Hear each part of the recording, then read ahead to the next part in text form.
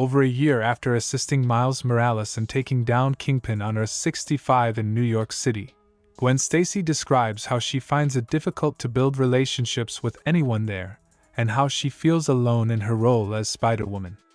She remembers her best friend Peter Parker, the last person she felt a connection to after leaving her band. He and his Aunt May were very close to Gwen and her father, Police Captain George Stacy, even though she kept her secret superhero life from them all. Peter endured constant bullying at school, despite Gwen's best efforts to stand up for him. He began conducting risky chemical experiments without her knowledge. A huge lizard monster attacked the school the night of prom and attempted to kill Peter's bully. When Gwen fought him off in the form of Spider-Woman, the structure fell on top of the monster. Peter, who had been fatally hurt by the debris, was returned by the lizard. It was too late for Gwen to save him. Before passing away in her arms, Peter told her he knew she was Spider-Woman and reassured her. When Captain Stacy discovered Spider-Woman lying next to Peter's body, she assumed the masked vigilante had killed him and launched a citywide manhunt for her. The killer of Gwen's best friend is still on the loose, and when she gets home, her dad is waiting for her. He quickly leaves to respond to a disturbance at the Guggenheim Museum, despite Gwen telling him it's not good. After taking out the police outside and entering to discover that the Vulture has been drawn into her dimension and is causing havoc there, Gwen quickly follows him in the disguise of Spider-Woman.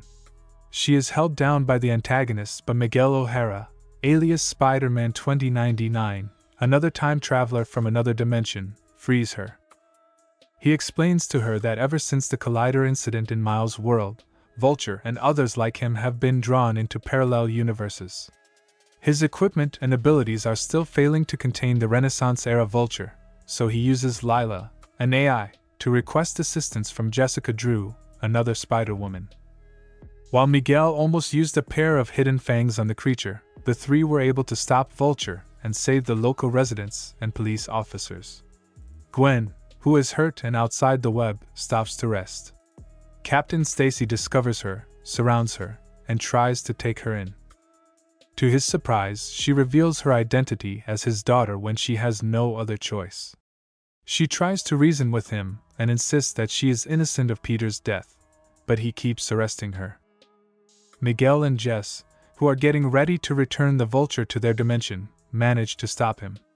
Miguel, who was very hesitant, agrees to let Gwen travel with them after Jess persuades him otherwise. A few months later, on Earth 1610, in Brooklyn, a new minor bad guy named The Spot makes an unsuccessful attempt to rob an ATM using his spots, which produce portals whose placement he is powerless to control.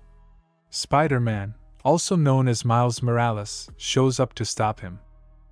Although Spot insists that the seemingly harmless criminal is Spider-Man's enemy, he does not take him seriously because it is obvious that he is incompetent and doesn't want to hurt anyone. Before he has a chance to respond, Miles receives frantic texts from his parents, Rio and Jefferson, who are waiting for him at school to meet with his principal to discuss his plans for college. Although Miles makes a quick attempt to kill Spot, the haphazard portals cause a chaotic chase across the city. After finally controlling Spot, Miles must depart to meet his parents.